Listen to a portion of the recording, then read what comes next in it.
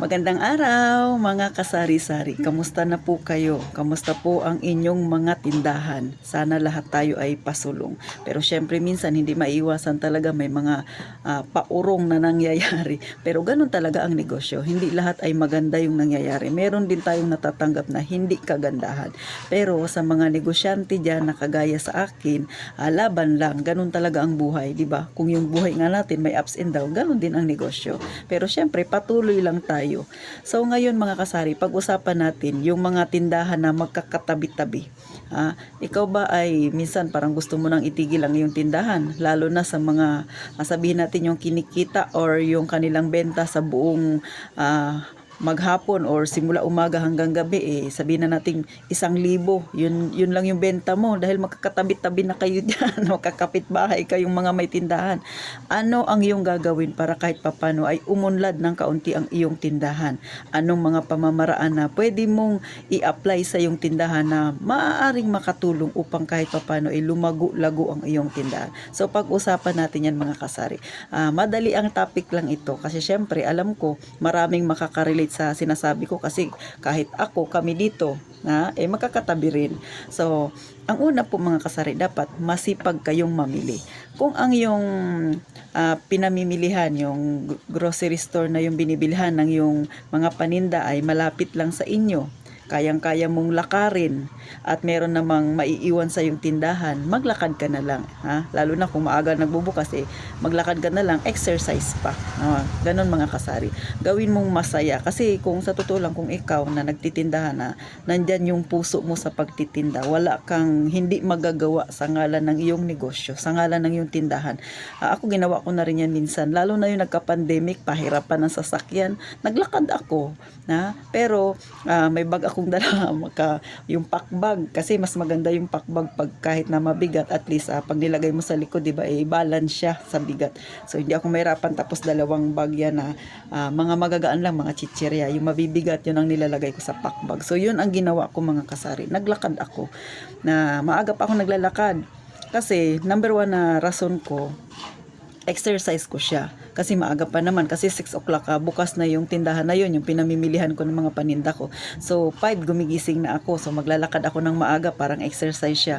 Tapos sasakay ako kapag pauwi na, o kaya naman pagka medyo maaga akong natapos na mamili, mga 6:30, naglalakad ako papunta sa tindahan ko.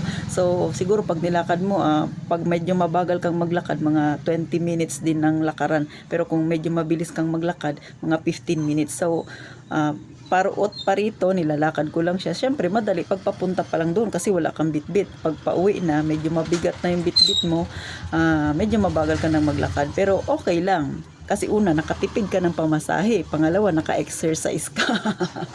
So, ganun po yung ginagawa ko. Kasi sayang yung pamasahe. Minsan, di ba, parang tubo mo pa siya, o kaya pwede mo pa siyang ipamili ng isang boting mantika, o kaya 2 boting mantika, ganun. Tutubo pa. So, yun ang naging mindset ko. Kaya nga sa pagtitinda, kailangan po, nandoon yung puso. Kasi lahat gagawin mo para makatipid ka. Yung natipid mo pwede mo pang ipandagdag sa yung paninda. Ito naman ay kung malapit lang yung iyong pinamimilihan, yung grocery store na yung binibilhan. Pero kung medyo malayo, medyo mahirap yun. Pero kung kayang lakarin, pwede naman yung papunta doon, maglalakad ka. O, di ba? Kasi wala kang bitbit. Pag pauwi ka na nasasakay, so nakatipid ka. Ilan lang yan sa mga suggestion ko. Sa bagay, ang sinasabi ko sa inyo mga kasari ay yung mga kagaya ko lang na sanay sa lakaran. Ako talaga, sanay ako sa paglalakad mga kasari. Gaya nga nang naikwento ko sa iba ko pang vlog, ako ay lumaking mahirap. Kaya hindi sa akin, hindi ako nahihiyang maglakad na marami akong bitbit. Kasi iniisip ko wala akong pakialam sa sasabihin nila, wala naman akong ginagambala. So ganun ako mga kasari. Next, ano pa ba?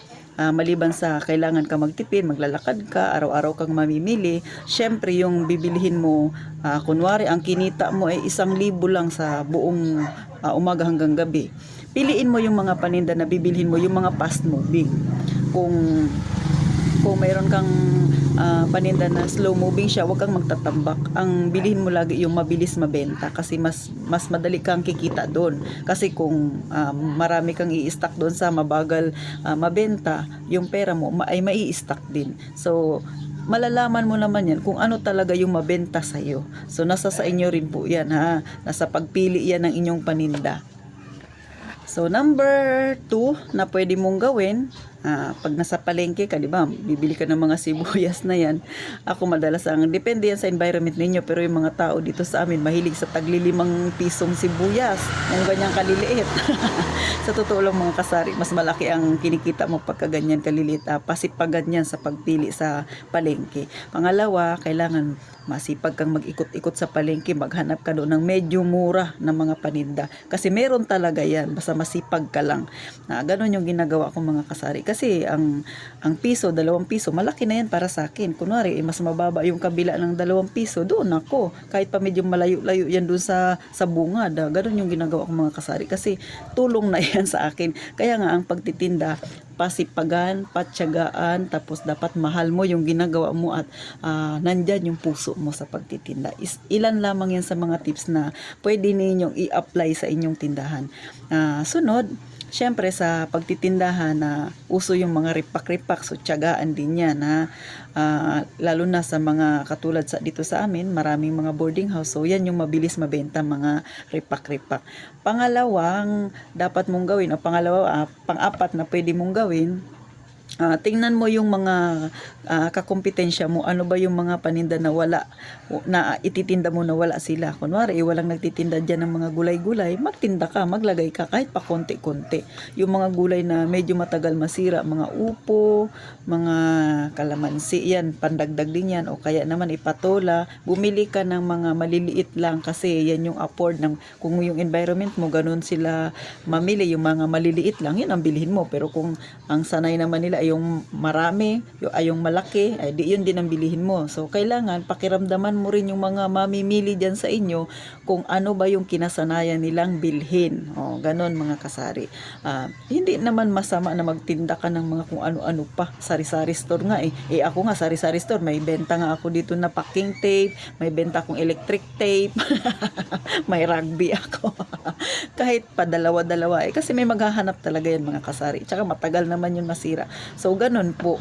Nasa diskarte nyo na yan. Huwag nyo iisipin na walang bibili. Huwag kayong mag-iisip noon kasi meron at meron talaga yan mangangailangan isang araw. So, di ba? Ganun lang ang buhay nating mga may tindahan. Be positive lagi.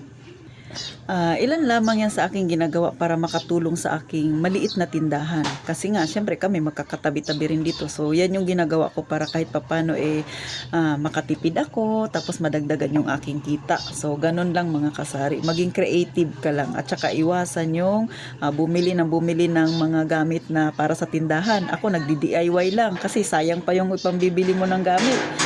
Yung ipambili mong gamit, kung idagdag mo na lang yan sa yung pinamili na item na pangtinda, tutubo ka pa. Ano ba yung mga gamit na sinasabi ko, di ba? Yung iba bumibili ng lagayan ng gamot, bumibili ng lagayan ng candy. Medyo mahal yung mga yan, mga plastic na yan, sayang pa, di ba? So ako, hindi ako bumibili ng mga ganyan, mga karton-karton lang ginagamit ko. Naipakita ko na yan sa iba kong pang mga vlog. So, check nyo na lang po kung paano ba ako gumawa ng mga kasari.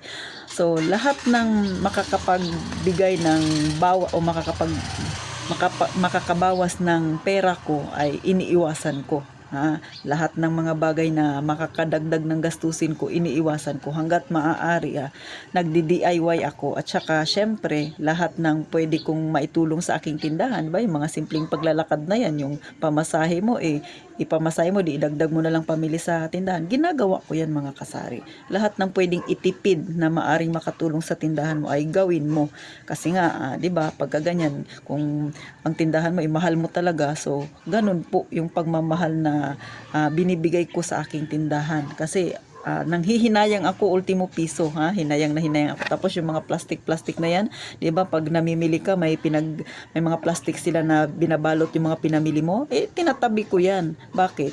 Sayang pa pag may bibili sa akin na medyo marami, yun ang pinaglalagyan ko. Hindi na ako bibili ng plastic na kunwari yung plastic labo, magkano yan dito sa amin? 25 yung nakaroll sayang pa yung 25, pwede ko pa yung ibili ng kalahating kilong asukal at kikita pa ako doon.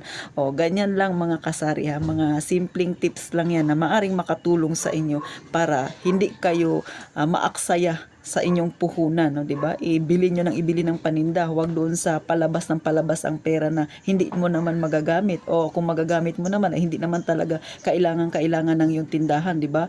Ang gawin mo, ibili mo siya ng yung paninda para makatubo pa. At syempre, iwasan mo na dukot ka ng dukot ng pera ng yung tindahan. Baka hindi mo na mamalayan, naubos na yung iyong pera, yung pera mong pang sarili, pati yung tindahan, pinaghahalo mo. Yun ang wag na wag mong gagawin. So, paano mga kasari? Simpleng tips lang yan. Sana makapagbigay tulong at informasyon sa inyo, makapagbigay ng idea. Sa mga hindi pa nakasubscribe dyan, please subscribe naman po at saka like na rin ang aking maliit na YouTube channel. Tulong nyo na lang sa akin mga kamasa para syempre makatulong din ang inyong pambansang tindera sa mga kagaya nating maliliit.